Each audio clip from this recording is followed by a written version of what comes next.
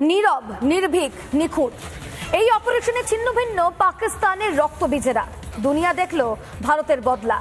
শুরু থেকে শেষ পর্যন্ত যার নেতৃত্ব দিয়েছিলেন অজিত ডোভাল।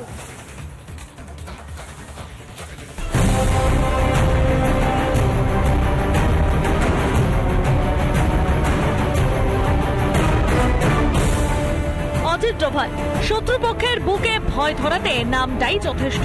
সীমান্তের ওপারে সন্ত্রাসবাদীদের ডেরা ছাড়খাড় করতে এবারে শান্ত চালে ছক কষেছিলেন প্রধানমন্ত্রী মোদীর বিশ্বস্ত জাতীয় নিরাপত্তা উপদেষ্টা অজিত ডোভাল।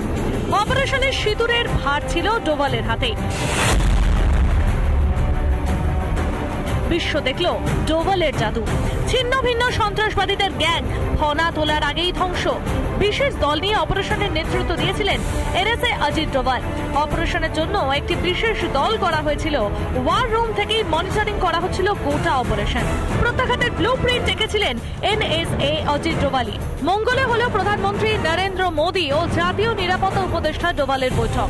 তার পরদিনই সন্ত্রাসবাদীদের ডেরায় আকাশের অতল থেকে নেমে এলো ভারতীয় সেনার বজ্রাঘাত।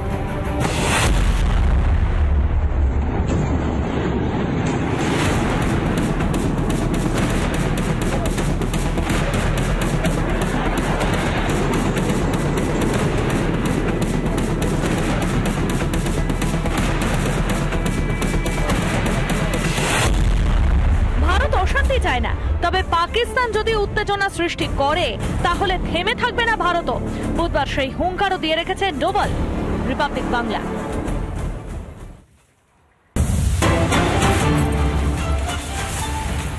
প্রত্যাঘাতের পরে নির্লজ্জ পাকিস্তানের টার্গেট সাধারণ নাগরিক। জরুরি পরিস্থিতিতে তৈরি হাসপাতালগুলি জম্মু মেডিকেল কলেজে চিকিৎসকদের প্রস্তুত থাকতেও নির্দেশ দেওয়া হয়েছে। সেখান থেকেই একটি বিশেষ প্রতিবেদন তুলে ধরেছেন আমাদের প্রতিনিধি ভাস্কর। দেখুন,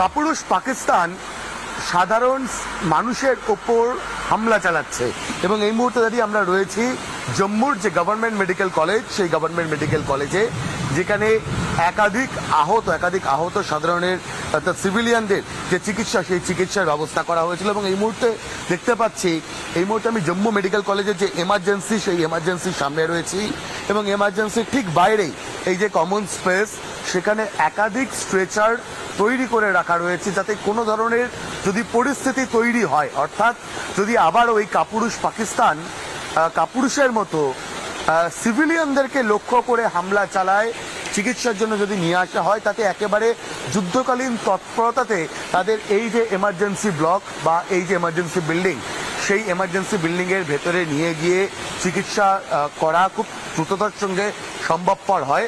সেই কারণেই সমস্ত রকম প্রস্তুতি নিয়ে রাখা রয়েছে। একই সঙ্গে যেটা হাসপাতাল সূত্রের খবর, আপৎকালীন প্রয়োজনীয় হিসাবে কিন্তু একাধিক জায়গা থেকে যে ব্লাডের পাউচ, সেই ব্লাডের পাউচও সংগ্রহ করে রাখা হচ্ছে এখানকার ব্লাড ব্যাংকে, যাতে কোনোভাবেই যারা আসবেন তাদের চিকিৎসার কোনো ত্রুটি না হয়।